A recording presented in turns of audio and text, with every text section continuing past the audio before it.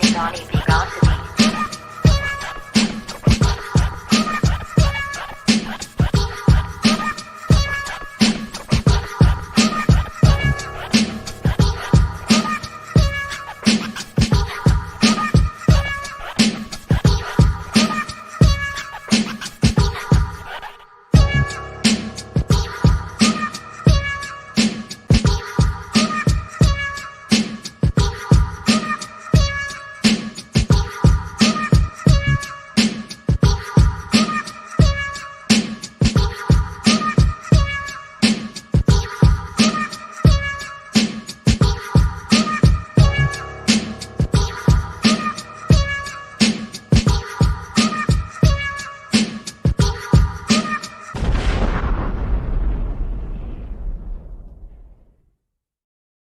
Yo, what's good, everybody? It's Donnie B got the beats. You already know what time it is. If you hear this voice, we on the beat. Today, I got my brother on. You know, everybody knows I got a lot of brothers, but this is a good brother of mine. Somebody I know for a long time, from way back in the day, the good old DMV. Shout out to Middies Records. This brother, man, when I first started talking about screenwriting and having ideas about movies, and I just didn't have the idea or understand of how to put it out and put it down on paper. This brother took me under his wing and was just give me nuggets, shout outs, and wisdom for me to put it together, and help me to formulate my thoughts. And he actually gave me the motivation to really kind of push forward. And today, I mean, me and him together, we developed a lot of different ideas and stuff to get optioned for the movie houses and so forth and so on out here in LA. He's made the transition, so it's like we like 8 flew west now, man. We got people from back in DC that's out here in LA. But nonetheless, right. I'm gonna go ahead and shout him out. That's my brother Vester Banner, screenwriter, filmmaker. How you doing, Vester? How you doing, brother? I'm good, man. I'm good, man. I'm glad you had me on your show, man. I saw you was in season 2 now, man. Hey, man, look, I move in silence, brother. You turn around, it's like I got you already. Hey, man, look, man, it's a wrap. I be having rap parties now, but it's COVID, so everybody's. You have to living up in LA, man. I gotta get back out there. Hey, look, season 2. Hey, I can't even do the damn thing. Hold up. Oh well, see, I got that messed up. There we go. Oh, there we go. Okay. Season 2. Here we go. That's old school for everybody. So anyway, how you doing? I'm good, man. I'm good. You said what? How you doing? I said I'm good, man. How you doing? Hey, man, I'm living my best life, man. Like I'm always good even when I'm bad. That's my motto, man. True. But like I said, it's an honor to have you on the show, man. I can't have shows without putting my family on, man. Especially the people I know that deserve it. You definitely one of the most deserving to have on it. So I was like, I got to get you on this joint, man, for real. No, I appreciate it, man. I appreciate it, man. I'm looking forward to this podcast and this interview, man. It should be fun. we gonna keep it fun. Oh yeah. So let's get into it, brother. Let's get into it as we do with everybody else, man. Who is Vester, man? Talk to us. Tell us a little bit about yourself. Well, man, for everybody that don't know, I'm from the DC area. I was born and raised here. I lived here pretty much all my life up until about 5 years ago before I moved out to California. But yeah, that's how pretty much life is out here in the 90s. Everybody was out here in the 90s in DC. You already know what it was. But yeah, I grew up, just outside off of the DC area. I actually grew up in Maryland. PG County. I've been here actually most of my life in PG. But you bounce around in Maryland, so you've been a little everywhere. Bowie, Laurel, Silver Spring. So yeah, we've been all over the place. But I'm back now in Bowie now with my family during this COVID pandemic, and just keeping up with my writing, which is actually where it all started for me. Was right here in DC. When I was growing up, I actually had a speech impediment, and a tutor of mine, she took me under her wing. And she started teaching me poetry. And then after she taught me poetry, I actually started diving other writings. And screenwriting just happened to be one of them. I didn't know where it was going to take me. I just didn't know it was fun. And next thing I know, I'm out now. I'm out in California, and I've been out there for about 5 years now. So it sums it up. I'm pretty much a writer from DC who's out in Cali now. Yeah, you definitely been doing it real good. I'm sorry, Figure. I said you definitely been doing it real big, man. And you know, I think I was there the first day that you came out to LA, man. I think I took you out. Yeah. It was actually that was actually my birthday month. I came out in like August, and then like I was there for maybe about like a week or two. Yeah. And then my first time out in LA was when you came to come scoop me up, and you took me out for my birthday. So that was much appreciated because I had no family out there. So that was there. How dare you? Yeah, I know, right? You got family out there, man. Nah, it's cool. Yeah. Nah, it's like no. I mean, you know what I meant by saying that, man. You know what I mean. No disrespect. No worries. Hey, so let me ask you a question too. So let's take it back to Maryland, man. Okay. Shout out to PG County because you know I'm a PG County product myself. What high school did you go to, man? We got to throw that out there real quick. All right, so I actually went to Blair High School for a little bit, but before that, I actually went to a private school out in Tacoma Park. I was there for a little while, for about a year or so, and then I went out to a school in Virginia. It was a boarding school in Virginia. Go play basketball actually, so that was a lot of fun too. But I came back my junior year. I was in Blair. Still got a couple of friends that actually I still mess with out here, just because you know. We pretty much grew up together, actually, people that I knew out back in Blair. And then I went out to my school in Virginia, and I graduated from there. And that's pretty much the school. So if I got to rep any school in Maryland, it's Blair. Okay. You fancy, huh? Like, it gotta be. Yeah, it was actually funny. I didn't realize there were so many students there because like I came from a school of like 300 students, and then going to Blair was like 3,000. And so we had like our own little city the year I went. I was like, man. So it was actually funny. It was almost a culture shock almost. Even though I'm still in my area, I still knew people there. It was just kind of weird. But yeah, shout out to Blair. You know, hope they're doing all right. Yeah, hey man, listen. I never knew you played basketball. I never knew. Oh yeah, man. Oh yeah, I grew up playing basketball, man. Jordan was obviously the fab. But yeah, I watched everybody. Jordan, Magic. I watched Larry Bird highlights. My dad showed me Lim Bias. He showed me some of his highlights when he was growing up. So I was unfortunate I couldn't see any of his games. So I had to like literally wait until they started broadcasting some of his games on like the NBA Classics and whatnot. So it was a little hard to hear about his passing, especially even though he had already passed. It was like, dang, man, that dude came from Maryland. We almost made it like that. So it was crazy. And then, but yeah, I've always grown up being a Maryland fan. That's actually my favorite university to root for. So shout out to Maryland University. Love y'all. And then, okay. Basketball. Yeah, basketball has been around forever, man. My cousins play ball, my uncle. So I just grew up naturally playing basketball. That was pretty much the thing in our family. And then I just kept on going through that. And then I'm a huge basketball fan. So we can get into some talks about basketball anytime you want. We got to bring you back on for that. yeah, that's what I'm saying, man. Just, bring me back on. Yeah, we talk about everything on that joint. For sure. So fast forward, you out LA. Can you describe what it was like for you to traverse the country, to come from Washington, D.C., to come all the way out to LA and then put in the work, as they say? Like, can you describe that process? Yeah. So first time I'm out in Cali, even that was a big culture shock. But it took me all of 2 weeks to get acclimated to the area. I knew right then and there that I loved it and I wanted to be there. And so the whole process that you were talking about, basically, over here in DC, we have like this. We have like this chip on our shoulders, so we always got to be like our P's and Q's and everything. And so we hustle over here. And so when you get to California, it's a little bit more laid back. Not to say that they ain't hustlers, but it's just like they're laid back compared to DC. So that was actually a bit of a shock too, to see that going into that different environment and then having to adapt to that environment basically. And going from basically the political scene that's over here in DC versus the entertainment scene that's over there in LA.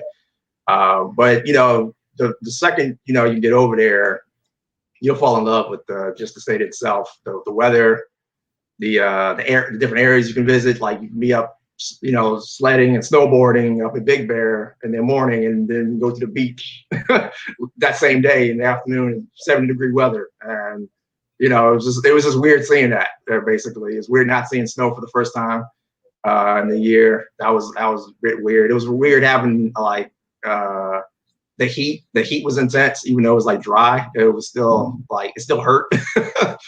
And then it was just weird being so warm for so long, and then it didn't get cold until like around like late November, December, and then turn back around February, March is like super warm again, and you're like, what the heck is going on? So it was weird all around, just going into that environment. But overall, the process was nice actually. The people you meet, the environment that you live in, the community that you adapt to. So everything was just, it flowed naturally when I got out there. Okay. Yeah. Check this out. Excited to see Vester. He spoke at our Rotary Club with Rodney Vance. Shout out Rodney Vance, by the way. Awesome dude. Awesome young man. Stay San Bernardino, Loma Linda, Crossroads Rotary Club. Yep. Yeah, that's it was actually funny. Rodney actually called me up and texted me one day. He was like, "Oh, your film's going to be shown at this Rotary Club in Loma Linda." And I was like, "Okay, that's cool. What's a Rotary Club?" so then basically he just explained what their Rotary Club was. So I was like, "Oh, okay." I was like, "All right, I got you. I know what I got." And then I was like, "So when is that going to be happening?" He was like, "Oh, it's going to be happening next week." I was like, "Oh, you really you scheduling wise, like my schedule's jam packed, man." So like the following week, I went out there. They showed the chocolate shop, and I did not realize that when I showed the chocolate shop, because it deals with Alzheimer's and it deals with also chocolate, basically, that there was going to be a bunch of doctors in the room when I got out there. And so when I'm like explaining the whole process of how I went about, coming up with the idea and the reason why I came up with the idea and the medical terms behind it, I did not realize I'm talking to a room full of doctors. So I felt pretty stupid afterwards. But then the funny thing is that when I explained it, I was like, I don't know if there are any doctors in this room but who can help, elaborate on this. And everybody was all like, "Oh yeah, we all can elaborate on this." I was like, wow, so everybody. But the thing is that the film was proven to be medically, factual wise. And so that was good having that and the backup of Loma Linda, who's pretty much, if you don't know anything about Loma Linda University or their hospital, they're one of the top medical universities in the world. And so to have, alumni there to basically speak good terms about your film was a good feeling to have with everything that went on, especially at the Rotary Club. Yeah, that's awesome, man. That's really awesome. And I mean, I've seen the chocolate shop, and it definitely strikes nerves, especially if you are familiar with Alzheimer's and you're familiar with the issues that are shown in that film. It definitely resonates with you. I mean, you really hit the nail on the head with that, man. Seriously. Oh, thank you. Yeah, it came from the heart. I did it just because my aunt, she suffered from it, and I wanted to understand it a little bit more, and I wanted to understand the process of it, and so I just started diving into all the information, even though it was mostly internet. I just dove into it, and then because I like chocolate, I wanted to know if there was some any correlation with that, and as I said, proven facts, medical facts. So it was nice to actually do something that also hit people in the fields, as they say, but also that it was also a good factual medical film that everyone could actually like adapt to, and it hit multiple people with the interracial relationship that happens in it, with the fact that people like chocolate, with the fact that it was I said medically factual, and then Alzheimer's, and so it was nice to actually hit everybody, where or at least touch everybody, to where you can't really. Certain movies don't do that, and so it was nice to have that nice thing to happen with Chocolate Shop. It's interesting. Like you just touched on it, especially like you said, hitting people in the fields. And with this, I want to go to the next question, which is describing your writing process. It's awesome because, like you said, that that film is somewhat of a master of entendre, right? Like the double and triple entendre, where it's, you know, it says one thing, but it means one other thing, but it actually means another, a third thing too. Right. So it's like there was a lot of meanings and there's a whole substrata of different things if you really unfold it and unpack it, right? Yeah. And that's an impressive work, especially for an up and comer or someone who isn't like a Scorsese or something like that. You know what I mean? What for you is your the writing process to be able for you to be able to put something like that kind of work out? Well, like you said, it touches a lot of people. So what I like to do is to figure out, okay, how can I go about, you know, bringing that emotional feel or impact to the film that I'm actually writing or producing.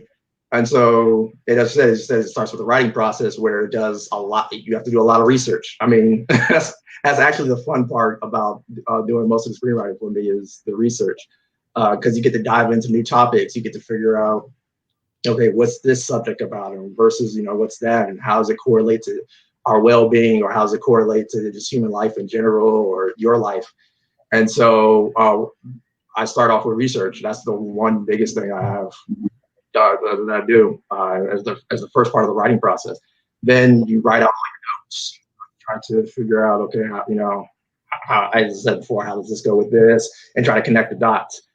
After connecting the dots, then you start putting it into this form of outline where, okay, how can I tell a story based on the research that I just did, based on this topic of, you know, of this plot that I want to talk about. And then after you do your outlining, which is what I do, I then do what they call a beat sheet. And for anybody who knows the beat sheet, the beat is the beat of the script, basically. You know, you hit certain points at certain pages, and it has to have that, you know, that basic beat or the pulse in that time frame. And so it's trying to figure out, okay, how do you tell the story up until about the 10-minute mark? And then at the 10-minute mark, how do you hit something else from the 10-minute mark to the 25-minute mark? And then so I go through that whole process all the way down to 90 pages if I'm doing a feature film. And then I get the writing. And then basically that process is just one big blur. I fly through the first like basic first draft, which is basically crap. Everybody knows your first draft is crap. I don't know anybody who's produced a script on the first draft. And if you did, you're amazing. Because basically what it is that you're just getting all your thoughts and ideas out, and nothing's like making any sense. But it makes sense to you in your mind. In your mind, you think, you know, you have the perfect script. But, you know, after you go back and read it, get some editing, get some notes, you're like, oh, crap. So basically, I mean, that's pretty much the writing process. Research, you do your outline, do your beat sheet, and then I write the script. I did in those 4 steps. Okay. Interesting. So the thought process behind all of the stuff that you do, because I mean, I know you, I know you, you know, the viewers don't know you, right? Yeah. Not yet. Not yet. And coming up with concepts, conceptually, like, would you say that you are more prone, and it seems like you are based off of your writing style and your previous work, but would you say you're prone to drawing your work out via a muse, or is it more of a directional from inside out? Whereas you know, you don't really even need a muse; you just know where you want to go, and then you use the information or research to drive you. I mean, it depends. Some ideas come from that muse where it's all like you need that extra spark, and you're like, oh, I didn't think of something like that before. And other ideas are within, and those are the ideas that really writers should focus on the most, honestly, at least in the first writing process, because that's the subject that you're most passionate about, or it's also the most thing that you're most familiar with. So, for instance, for me, if you're like into space, like I am, I like space. You know, your first script should probably be something about space, and it should actually start off with something worth you know about. So instead of like going somewhere else, like let me go to China, or let me go to England, or let me go somewhere, or just down south to Florida, places that you don't really know about, never been, that you shouldn't write about. So your character should actually be from where you're actually from, which is, for me, is DC. So my character should be from DC. And then if he's into space like that, then he should probably get into some maybe form of government. Okay, so I got to figure out which, like, how do you get into that? And then eventually, maybe when he gets into NASA, okay, then we can start talking about, you know, other different topics. And then, like, where is he going to go? Is he going to explore space? Is he coming back? You know, and then you start throwing out all these little ideas, like maybe he's not human, maybe he's an alien who just crash landed in DC, and now he lives in DC, and now he's trying to become human. So it's like you're just throwing like all these different ideas at yourself, but it's something that you're familiar with. And so that's what I said, some of the process that you have to go through, and that muse that you're looking for, it might just already come from within. And so that's the basic topic that you probably look for first, is basically go to the topics you're mostly comfortable with and something that's already come from within. So if you're passionate about something and you're from a certain area, okay, that's where your character's from, and that's what the subject is going to be, and the topic is going to be. And it doesn't matter if there's so many other movies out there like that. There's not a movie that's not written by you that's out there like that. So that's the thing I would say that mostly that I hit along with, is like I can do both, but the ones that I'm mostly passionate about is the one I wrote first. And so it came from me, it came from within. Great answers. Okay. So what are you currently working on? So I got a few projects actually in the line right now. I had to put one of them on hold, which was my animation TV show that I've been working on for a while now. It's actually been a project that I've actually been working on for about 7 years now.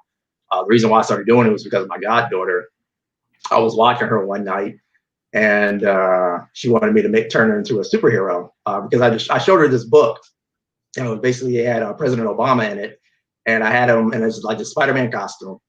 And so as I'm showing her the book, she asked me if I could make her into a superhero, and immediately I was like, why didn't I just make a girl superhero book? Because for my goddaughter, what the heck was I thinking?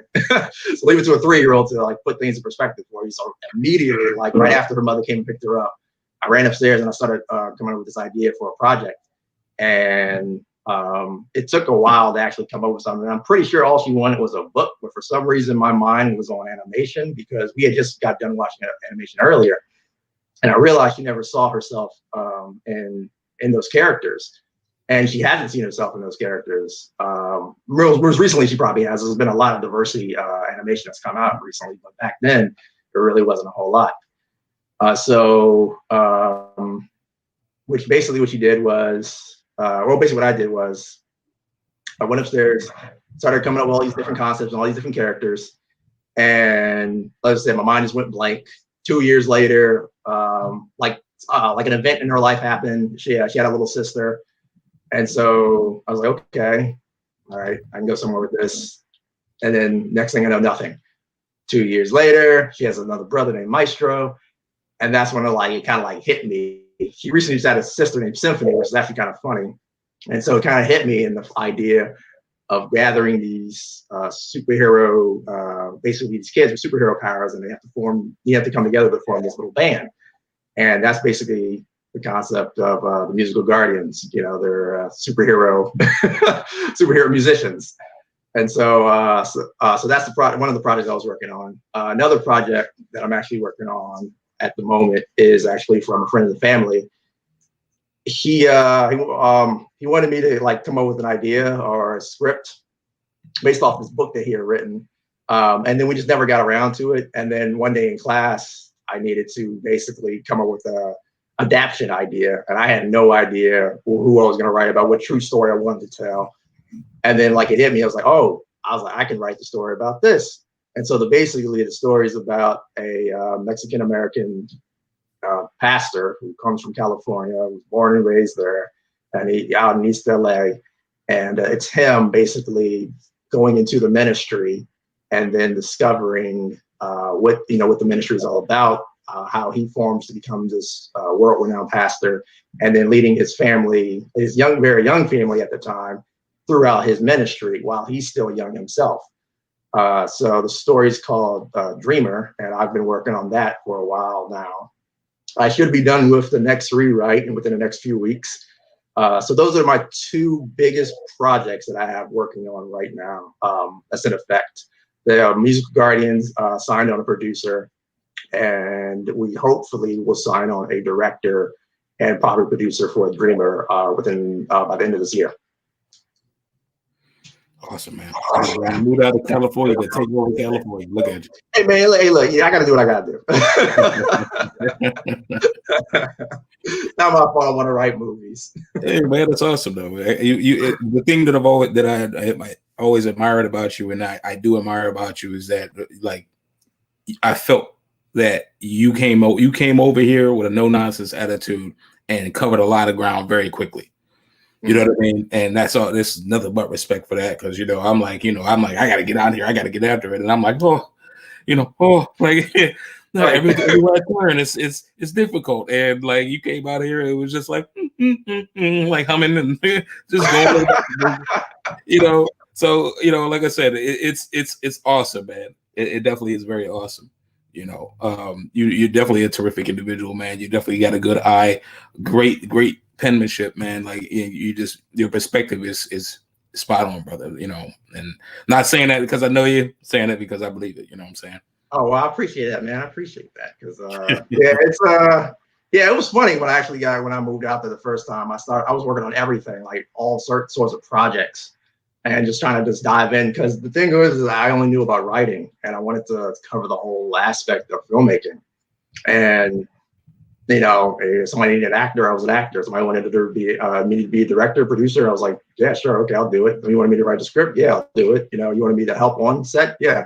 But that's basically why, as you said, it looked like I was just kind of like smooth sailing through the whole thing. I was actually just being a student of everything, and anything I could learn just from everybody. You, Rodney, Lassier, and in general, that's the school I actually went to when I actually went out there.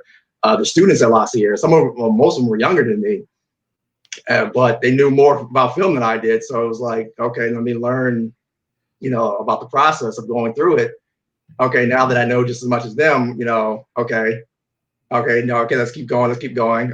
Okay, let's get some more. Let's learn some more. So I stayed being a student of the game, and that's basically how it looks like. I was flowing through everything, but I was learning because I wanted to learn, and it was something that, as I said, again, came from within. I was passionate about it. Well, your passion is definitely preceding you. Like I said, I mean, and I remember the good old days where we used to chop it up in the kitchen, and then like I said, in fourscore, and it's almost a decade later, we both out on the West Coast, man, and just to see you blossom full on into Vesterhood, what I mean, it's awesome. Yeah, I remember those nights. I remember that one particular day we got together. It was me, you, and Nick, and we were talking about scripts, and I think we went through like 10 different ideas. And the next thing I know, I had somewhere to be, and I was like 2 hours late because I just completely forgot about it. But it was like just talking about stories and just going into the mode. Yeah, I remember all that stuff. Yeah, man. So yeah, it definitely, as you said. Man, we can go on. We got the stories, bro. Like we do. Oh my goodness. First year and a half, I think we. It was crazy. We covered a lot of ground, man. Listen, we actually have one of your projects here, The Many Faces of One. It was I actually had a small part to help along with this thing too, but I definitely want to be able to share this so that people can see exactly an example of the type of work that you do. So I'll tell you what, want you to bring this thing in and intro it and share maybe the process, or just whatever you want to do, however you want to bring it in. I'll wait for you, and then I'll push the button. How about that? Okay. All right. Well, basically, as you said, the project's called The Many Faces of One. It actually started off as a poem dealing with mental health issues, just because I've dealt with it, my family's dealt with it, I know close friends who have dealt with it.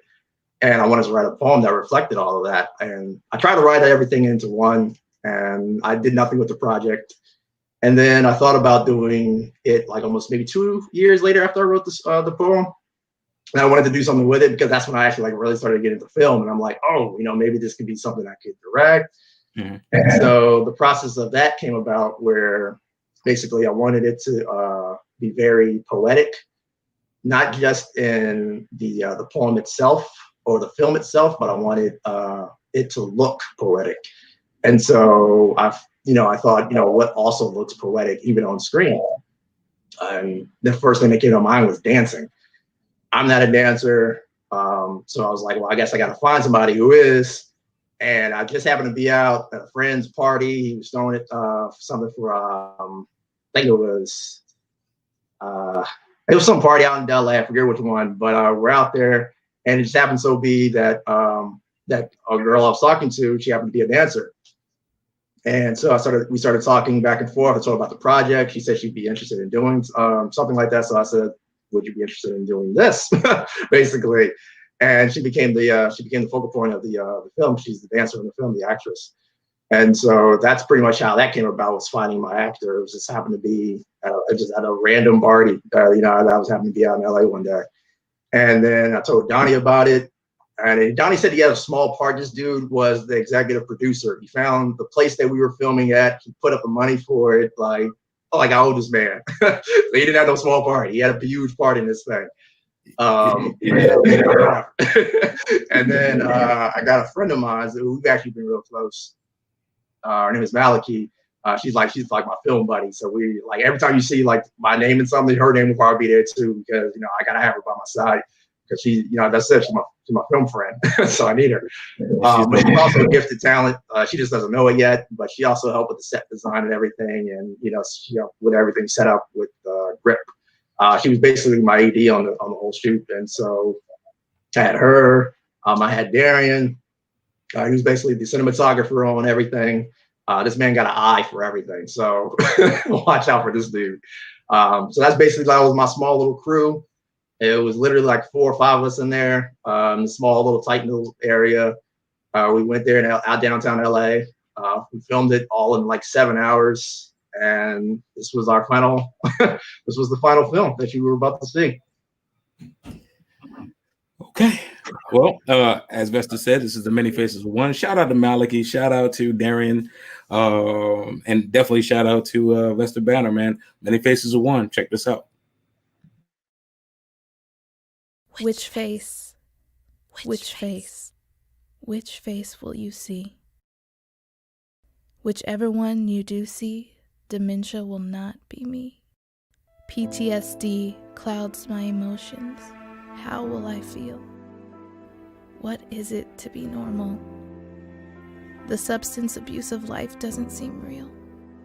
Bipolar, anxiety, depression, many you'll fight through. You may want to break. Schizophrenia won't define you. The many faces are a part of some. In a world with many faces, I only wanted to be one.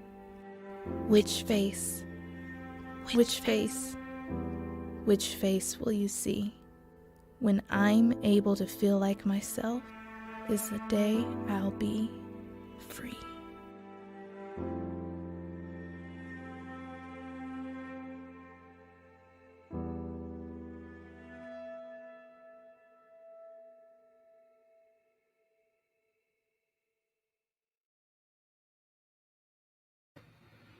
That part. Yeah. Yeah, that part. Yeah, the part that you're gonna be free. Yeah, that always gets people, because every time they hear that, they're like, dang, like they didn't realize it. Because you feel kind of trapped, and it's like you can't get out. And so I was actually on at a film festival. We had to do it online, of course, but that's what one of the things we talked about was mental health, and how prominent, how big it can get, and how people basically brush over it, or they think you're weak. To be honest, you're not weak at all. You're very strong for going through something like that. Your panic attacks, schizophrenia, bipolar, all of it, even anxiety, depression, which is the 2 biggest main ones that I think that everybody mostly has. Not my medical professional opinion, just my observation. But yeah, it definitely touched a lot of people. Hope it continues to reach out and touch some more. And I'm proud of the work that everyone put into it. As you saw the names, Patrice and Jade. I couldn't have done it without you guys, so I appreciated everything. Now, how many? Now, you've actually with not just the Many Faces of One, but several other previous work as well. I mean, you've been working the festival circuit quite a bit. How many festivals have you hit, and what's that experience like for those that have yet to experience that? So yeah, you're right. I have about 3 films that have been in the 4 films that have been in the film festival circuit. Basically, Not Alone was our first one. That was me and Summer, who's a very gifted director. She doesn't know it, or she probably does. Who knows? Yeah, that was our first. That was the first film that actually made it into the film festival. It was actually one of my first projects that I worked on when I got out to California. Again, that was something that I had filmed, or not filmed, but I wrote and I acted in it. That one I think had been in 5 or 6. I want to say 5. And then the next one that made it into was the one called Blur, another one by Summer. That one made it into at least 1 or 2, I believe. Then I had The Chocolate Shop. That was my next one. That one was in 12.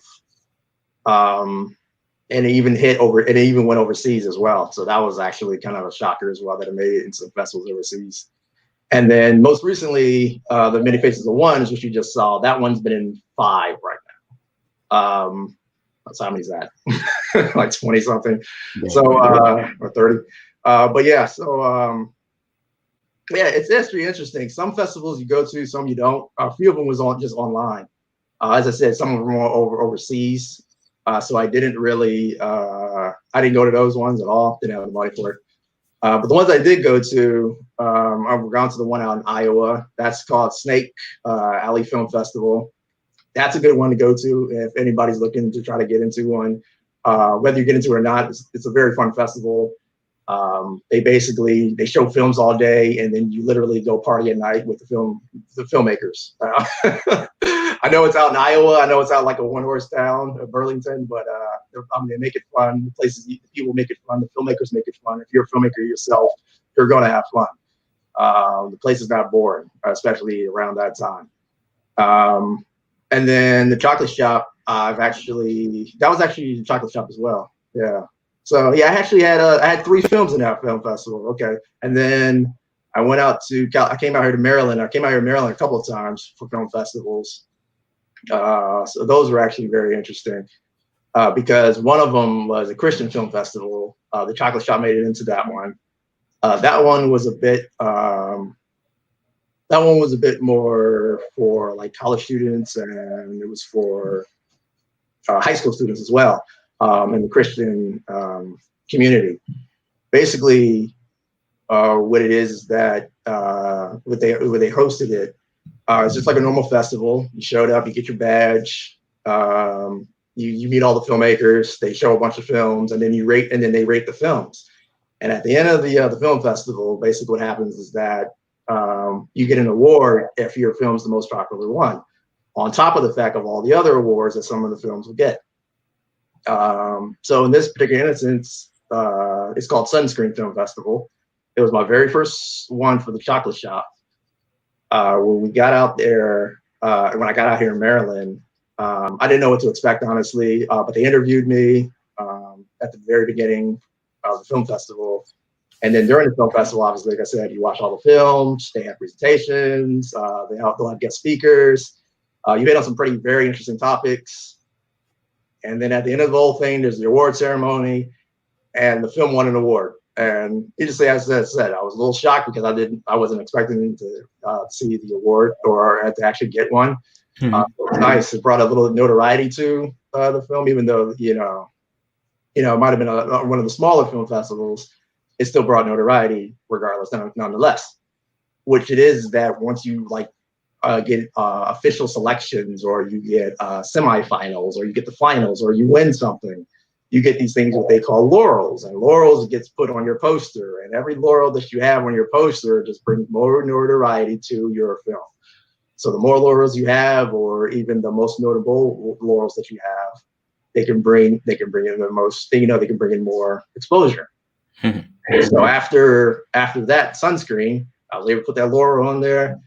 I was able to put out that, it won best screenplay. Next thing I know, oh, you want to be in this film festival? You want to be in that film festival? Oh, there's a film festival here. There's a film festival there. And so I was like, okay, let's figure out how many film festivals I can get into. And 12 film festivals later, here's the chocolate shop. It was a little different with Not Alone. Not Alone actually was in another film festival that just dealt hand in hand with mental illness, or mental health, I should say. And basically what that one was, that one took place out in California. And again, it was a little different because what they had was they had the judges already judged that film. And then you went to what was like a screening of the film, but you had to be like the top 5 of that category in order to have your film screened. Once your film got screened, they picked the winner, and then that winner goes on to the, that was the county finals. It goes on to the state finals. And then at the state finals, it's completely different. You have to be like top 3, and then out of the top 3, they choose it. Which one's going to be the winner. So that's each film festival is completely different. One film festival, basically, they just showed your film, they talked about it, no award was given out. Thank you for coming. You left. I've been to a couple of those like that, and even those were a little bit more intimate. So it all depends on what films you get into, what film festivals you get into for your film. And, if it's a smaller one, it'll probably be the one that's just the more intimate one where you just see your film, you talk to other filmmakers, you might exchange cards or information. It's more of a networking event. Take them as a networking event. That's what all these film festivals are for. So you can meet other filmmakers. And then other film festivals are basically for the awards. And those ones will have maybe the week-long film festivals, and then you'll have the award ceremony at the end of all of it. So they're all different in their own unique way. I will suggest to a lot of people to be cautious of the ones you enter. Some of them aren't actual film festivals. They're just there to take your money. And others are actually there to actually help. And they actually can bring the notoriety that you're looking for. So it's important to know which ones you're getting into. Do your research again. And that's it. And every time you go, make sure you use it as your networking event, because you never know who you might meet and who that person might know. And that person might know somebody who knows another person. And that person might know somebody who knows another person. And the next thing you know, you're talking to somebody from Netflix. Right. So it happens. Well, speaking of that, you actually got a question. Didn't you have a project that Netflix and Disney was considering? Yes, to answer that question, I actually had a project that both Netflix and Disney considered, actually 2 separate projects, in fact. That one was actually, as I said, from Donnie, the first year and a half that we were there. We had spoken to Netflix about a project of ours, and we didn't know what to honestly expect. And so we were newbies. So it was very interesting of what happened actually. You would think that, us being newbies and we didn't know what we were looking for or what we were supposed to present, they would have just said, oh, this project is garbage. Next, please. They did not do that, actually. What they did was they came back and they gave us notes, which I thought was very unique. And I actually appreciate Netflix for that, because it actually helped me get ready and be more prepared for my next pitches that I had coming up. So that was actually very unique, and it was actually fun. As I said, it didn't go anywhere in Netflix. Maybe it might in the near future. So hopefully the door's still open there. So here's still hoping for that. And then Disney, that one was the animation one that I just told you guys about. The funny thing about that was, after it said all the notes that Netflix gave me, all the insight, I was all prepared. I get to Disney's animation like HQ out in Burbank. I get there and guess what I don't have? My laptop. So it was kind of interesting. I'm having to scroll online looking for the PDF. Luckily I had it, but it wasn't the PDF that I had prepared. So it was a bit jumpy and it was all over the place. But as I said, the people that I pitched it to, they were still cool about it. We had a great conversation. That's it. That didn't go anywhere either. But that same project was also pitched to Nickelodeon, and I was a little bit more prepared for the Nickelodeon one because after, as I said, after the networking, after you meet certain people, you know, the idea that you have, or the pitches you're trying to, or the plot you're trying to pitch, or the product you're trying to pitch, basically, word gets around, and you sign on to a manager, which is what I did. That manager helped me look for a producer. That producer helped me get ready for the Nickelodeon pitch, and I pitched it to Nickelodeon maybe about a month afterwards. So it's so yeah. To answer that question, yeah, I pitched it to I pitched it to Netflix. I pitched it to Disney. I pitched it to Nickelodeon, and the word of advice I can give for that is basically just be prepared, and to be overly prepared, because you never know who you might pitch it to or who you're going to pitch it to. All right. Cool. So we have entered into the realm of what I like to call the hot topics, which is my favorite segment of the beat. For interest of time, I've truncated a few of the questions, or just got rid of completely. But I'm gonna throw two at you to see where you at. Okay. All right. DC entertainment scene be like? Could you tell me what you feel the entertainment scene is like in Washington, D.C.? Definitely nightlife. That's if you gotta give one word. It's definitely nightlife. It doesn't come alive until the night. I don't know what it is. I don't know what it's about. It does not come alive until the night. And it's mostly music out here. Which is not saying that, you know, there's no filmmakers out here, but it's mostly music out here. And it's, you know, people, they love it. You know, it's go-go, it's rap, it's hip hop. But it's in the clubs, it's out on the streets, it's in people's in the back of people's cars, it's in the like it's like it's banging off the radios.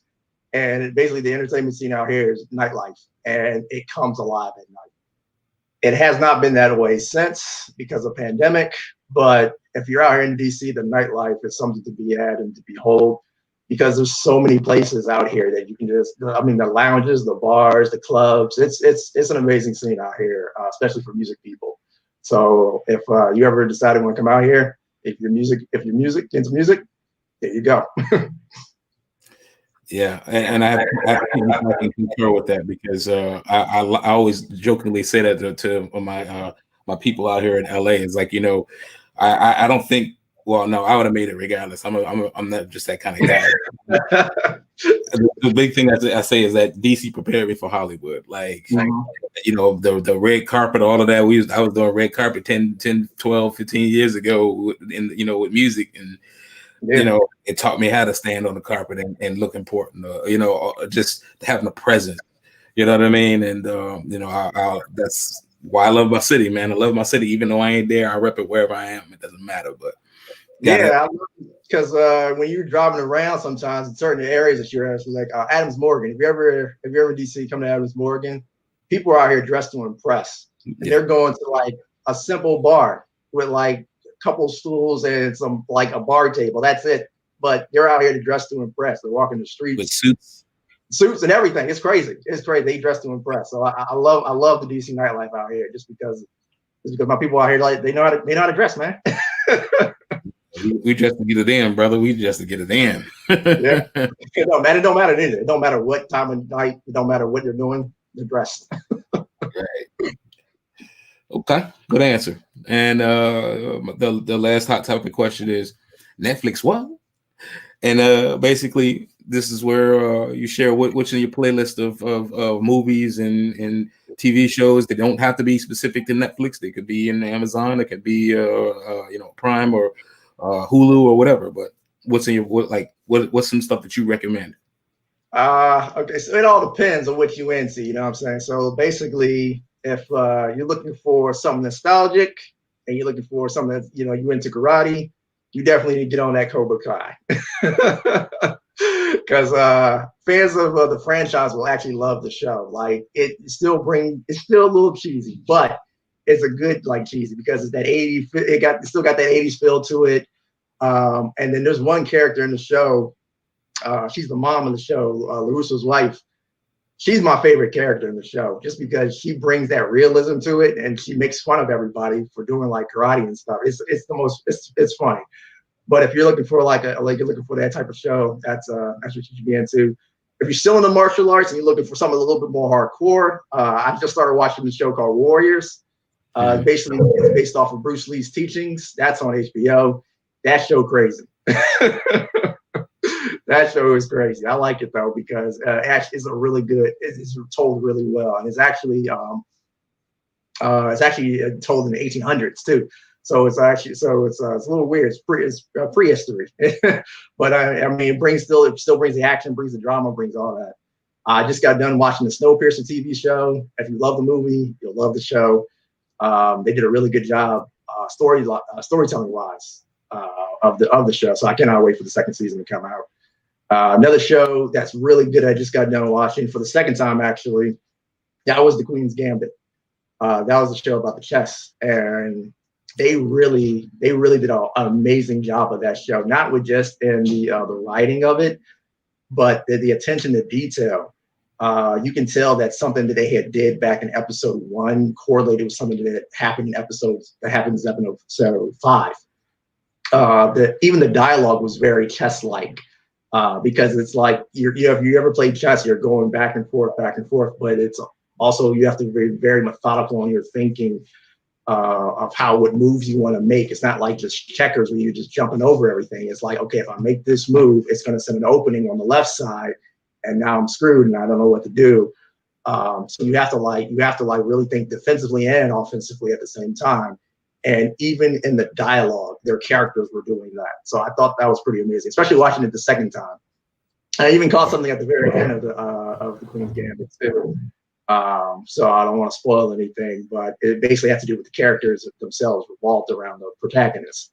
So just pay attention to that, and you'll understand what I'm talking about. And it has to do with chess as well. Another show, man, there's so many shows. I got Stranger Things. Let's see, Orange is the New Black just went off, so I can't watch that no more. I just saw The Boys season 2. That show crazy too. Oh my gosh, they went at it in season 2. Like it was that was crazy. It was a lot of scenes. A lot of scenes. What else am I watching? So there's some movies too. You have Netflix, so I want to put everybody onto this show. This movie called Uncorked. That was really well done too. I thought. Very quick. About wine. Yeah. So if you're into wine, I would definitely recommend that movie, Uncorked. If you're into zombies, basically there's this movie called Alive or #Alive, I think it's called. And then I think The Kingdom. I think that's what it's called. The Kingdom. That's the zombie TV show. So if you're into that, that's definitely something you must watch. I'm actually trying to catch up on some old shows that I haven't seen in a while. So The Walking Dead was one of them. And that's as you can see, I've been watching a lot of TV shows. But my top recommendations so far have been The Queen's Gambit and Cobra Kai. No Mandalorian? Oh, speaking of well, see, I don't want to mention Mandalorian because of the ending. And so if you're a Star Wars fan, you're going to freak out. So I don't want to say nothing, but yeah, watch The Mandalorian. Watch The Mandalorian. But I don't want to say anything. That's why I mentioned it, because I will spoil it. So I don't want to say nothing. I'm done. All right. Well, you made it through. This is awesome. You gave a lot of good advice and a lot of good shows. Definitely. There's some stuff that I'd love to throw in there, but we can say that for another time. Bookmark it, because I'm sure we'll get back to it. Yep. So now that we're at the hot topics, for interest of time, just trying to keep it and respect your time. But let's talk about the Capitol attack. How is DC in PG County and Howard County and Calvert County and all the just everywhere in DC? How is everything? What's the temperature like in DC after the Capitol attack? Even though it's like cold outside, it's very hot on the inside. People are upset all over. Just because you see stuff, if you saw the Capitol attacks, you see something like that happen, and then you're wondering to yourself, as everybody else has stated, okay, where was all this during the summer? You had all this stuff happening with Black Lives Matter during the summer, but then nothing basically with the Capitol riot. 5 people are tragically died from this, and it's like it puts you on edge, and it's all in the middle of a pandemic. So now that you're having to deal with this attempted coup by these, almost terrorists, you're dealing with the pandemic of people not wanting to wear their mask. And so you get the sense of feeling that, do people really care, And so being around DC, I can tell it's a little on edge. I had actually went out later on that night to go grab food for everybody. Just the same night the Capitol riots happened. And you could just see the intense emotion of people. They were just tensed up, and we were grabbing pizza, but they were just tensed up. It was also because the news was still on. But they're shaking their heads. They're in disbelief. Mostly it's disbelief. They just can't believe something like that happened. And as I said, you're just wondering, well, all the stuff that happened during the summer with Black Lives Matter protests, where was all this during the Capitol riots, and the double standard that it brought in, that it's open, the eye openings that people are seeing. So it's as I said, people, the ones that I've talked to, they're definitely on edge. They don't know what to think sometimes. All this new information is coming out, and you're like, wow, it's unbelievable. And it's been the topic of conversation since the day it happened, and that was 5 days ago. Right. Or 6 days ago now, yeah, it's 12. So it's still a topic of conversation. This is something that's literally going to be in the history books for a while, and I'm going to have to tell my kids about it. And sooner or later, I'm going to have to tell my niece and nephew about it. They're growing up in age too. So that's that's all the way I can explain it. Yeah. The interesting thing about it is that they're talking about the potential, they heighten the National Guard in the coming weeks, up until the inauguration. They're rallying all of the MPD out there. I got friends that are Metro Police Department. I had friends that was actually in the White House when it went down. I mean, not the White House, the Capitol when it went down. That were security. It's a very tense situation, and I mean the fact that they're expecting, and rumor has it that they are planning another attack the day of the inauguration. It's very tense, almost pins and needles intense, because this is not a foreign attack. This is on American soil. This is homegrown here. You know what I mean? So I'm just nervous for what to expect. Yeah, so. I mean, that people outside of the city, as I said, they're okay. It's the people in the city I'm mostly worried about, because the Capitol. People think the Capitol building is just basically in the middle of nowhere, and you have a bunch of buildings around it. You actually have homes around there too. There's a few neighborhoods within blocks, walking distance. And so the fact that they can hear stuff from their house, the shouting and everything, and the fact that they're talking about more violence coming out of DC. I can only imagine what they're going through right now, emotionally wise, because they live in DC. As I said, I'm in Maryland, and so we're not too far from from DC to where we can feel it or feel the effects from it. I know they're definitely on an emotional roller coaster ride right now down there. So I'm definitely I said I had friends down there too. I just heard that one of my friends was down there at the Capitol, so I'm glad they're okay.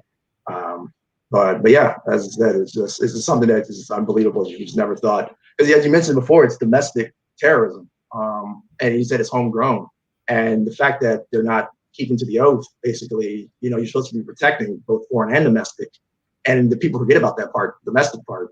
And as I said, it's homegrown. You're just like, wow. You're not even, do you even feel safe in your own country? And so that's basically, that's basically how it feels that everybody's going through at the moment. Right.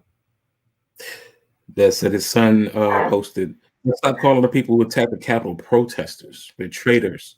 if they had an ounce of respect for the country they claim love so much, here we go, so much they wouldn't have stormed the government building like treason isn't a crime. How do you feel about that? No, they wouldn't.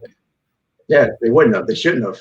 Like, if you're claiming to love this country so much, you're desecrating everything that you love about it. Desecrating and basically, this is the year I lost the words when you come to think about it. But basically, that's what they're doing. They're basically dishonoring their country. If you love it so much, why are you disrespecting it? Why are you attacking it? You know, why aren't you not helping? And I'm sure in some of their minds they think they are, because if they've been radicalized, even the enemy can think that they're actually the good guy, and you're actually not. And I just hope that those people can like look in the mirror and like really look at themselves and be like, do I really want to live a life of hate my entire life and do what I just did? And try with this attempted coup for this one man who's throwing a fit. He's not the country, and they think that they own the flag. They don't. That flag also belongs to us as well. And so I hope that's what my hope and prayer is that they come to the realization of what they're doing, and they definitely hold them accountable, but they definitely learn from it. Very well spoken, man. Very well spoken. And let me say this, and then we can direct to the last, the last question. My take on it is that it's interesting because you flash back, I don't know, 3 years ago, maybe 4 years ago. There was a certain gentleman that was called un-American for exercising his right to silently protest by kneeling during the national anthem, and he was called un-American, and labeled pretty much an enemy of the state because he exercised his right to non-violently protest. And here and now, fast forward to last week, people breached the sacred ground in the pillar of our society, just tore to shreds. But yet they don't see themselves as being un-American. It baffles me. That's un-American. It defies the Constitution. There is no freedom in what they did, and that's just how I feel about it. And I think that they all deserve whatever comes to them, and that's that. All right, gotta accept the consequences. But yeah, let's say going back to that guy, Colin Kaepernick. He kneels. He does it in silent protest. A Marine, by the way, told him to do that. A Marine told him that it was that he should have knelt, because basically he was saying that was more respectable than what Colin Kaepernick did, and so Kaepernick listened to him. He listened to a Marine, the person who went to go fight and die for this country. That's who he listened to, and Colin Kaepernick got called unpatriotic. So it was very interesting. You say it's okay to protest, but then it's not. It's how we protest. Oh, why are you protesting? Oh, it's the color of your skin. Well, you shouldn't protest at all. Wow. Okay. So yeah, that's the feeling that I get, that it's okay for them to riot in the streets, but it's not okay for Colin Kaepernick to peacefully protest. Why is that? And then that's what I said, it all boils down to, the systematic racism. And it boils down to the fact that they don't want you to have a voice. And that's what I like about film, is that I have a voice and I could tell that story on film. So that's what I said. I'm 100% with you. Let's say they got to be held accountable for what they did. There's no ramification, no justification for what they did. None. Biden's president. We went through 4 years of Trump. He won legitimately. Biden won legitimately. There has to be winners and losers. You can't win at everything. It's something that you're taught early on in basketball. You're not going to win at everything. And, they lost the election. It's time to move on. And try to win the next one. This is how it's supposed to go. You're not supposed to go ride the streets. So that's my final take on it.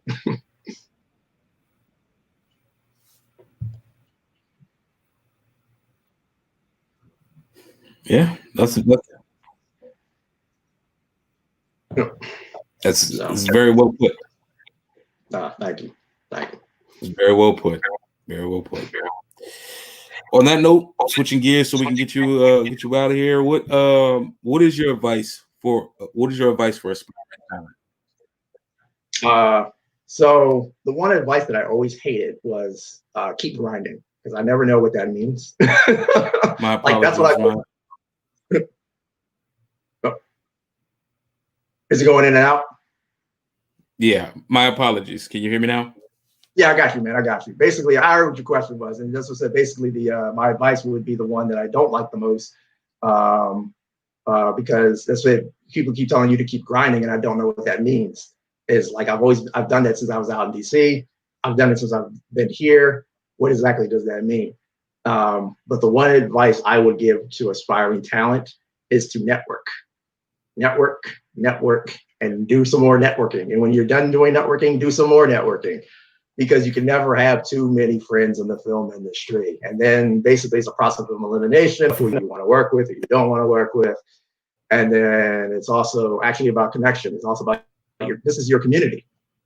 This is your friends. These are people you want to start, maybe you want to make a feature film with one day. You might want to make that short film that gets you into that film festival eventually and gets you to notoriety. And you both can ride, this roller coaster journey together. So networking is the biggest one I would tell anybody, because you never know who you're going to meet, and then you never know who that person knows, and you never know the friendships you'll make. I remember I started networking, really getting into networking about 3 years ago, and one lady that I met, we've been friends since, and basically she has been helping me throughout the film process a lot lately. So I would basically just tell you that, so you said you'll never know who you'll meet, and you'll never know who you'll connect with. So I hope that, well, it looks like we lost Don, but I hope that for those who are listening or who do see this, that you do understand that networking is the biggest part of your journey, and you need to basically know who you can connect with as far as filmmakers, and then always have more material ready, because you never know who you're going to meet, and if they don't like the material that you present, then you're going to have that backup material, and then once you have that backup material and they like that, then guess what, you're in the door. So if you got nothing else, just remember to network, and it'll be okay. All right. Yeah. Sorry, I had technical issues, but definitely thank you for the advice for aspiring talent. Make sure that everybody take heed, take note, because he's right. Networking is key, is paramount to any kind of success that you want to do, regardless of the path that you choose. So, excellent words. Now, Vester, again, thank you for your time. I appreciate you, brother. How can people learn more about you, reach out to you, maybe patronize you, hire you as a scriptwriter or a director or a filmmaker? How can people learn you more? Basically, you go on my website or page. It's Banner Day Productions. So that's my last name, Banner, and then Day Productions. It's very easy, very simple to remember. It's my Instagram, and it's also the website. So bannerdayproductions.com, and then it's at Banner Day Productions. And then you can also find me on Twitter, mostly under my other name, which is Vester Banner 3. So you can find me there as well. Basically, just go on my YouTube page, watch my videos, click the like button, as they always say. I would love to network with anybody who's wanting to network. As again, I said, that's one of the other fun parts about doing this. I love networking. I love meeting new people. I love knowing where you come from. I want to know what stories you're working on. If I can help in any way, because I'm definitely interested. I want to be a part of it, not just because I'm trying to ride your coattail to become famous, off of you. I want to do because maybe I love the story. I care about you as an individual, and basically I want to be a part of this filmmaking community, and I want to help. So that's basically basically what it boils down to. Anybody is looking to do some films, producer-wise, I'd love to talk to you, definitely. Any connection-wise, I definitely got ideas for days. It wasn't just those two major ones. Me and Donnie have been working on a few. We'll probably talk about it another time. But yeah, we're out here, as you say, we're grinding. So we're doing what we need to do, and I'm loving every minute of it. I can't wait to get back to California to start working some more projects, especially when everything starts opening back up. So yeah, that's basically how you can learn more about me. Hit me up on the Instagram, Twitter, or my website, or my YouTube channel. All right. Well, again, I thank you for your time, brother. It's been great. We're definitely gonna have you back very soon. I wish you nothing but success, bro. You fam. So if there's anything I can do to help you with that, I got you. Of course, the feeling's mutual. Yeah, man, I appreciate it. It was fun being on this. It was fun to be on the channel, man. That's what I always love talking to you, man. And the topics we get into, man, sometimes I said, they don't even know. They don't know. This is more formal and more podcast-like. But if you were to put a camera in the room, sometimes with us talking, man, we go on for a while talking about film. We might have to do the beat uncut. Right. Do LeBron's what is it? Unscripted. His joint. Hey, I'll tell you, it'll people a little bit of fly on that wall, Jack. I'll tell you that much. Right. We do some deep dives. It's actually kind of uninterrupted. That's what I meant. Yeah, but yeah, we do some deep dives into basically we get in some heavy topics, and then actually most of our topics that we talk about for our projects, we do deep dives into that too, to the point where we're like, dang, we even shock ourselves. Like, we really just come up with that. But that's all about being part of the community, being part of the networking, is that you come up with ideas you didn't even think about because you have two brains instead of one now, and so it's just fun. It becomes fun. Right. Well, like I said, man, I appreciate you for your time, man. Thank you for it was a pleasure to have you on. We're gonna have you back soon. Thank you, people who have watched the beat and who are watching the beat. I thank you for your support. Stay safe in 2021. Stay masked up, please. For your safety as well as your family safety, as well as everyone around you. Please stay masked up, but stay safe. Stay blessed. Again, I'm Donnie B. GotDaBeats. We on the beat, and we out. Hey. Thanks, everybody. Appreciate it. Peace. Donnie B.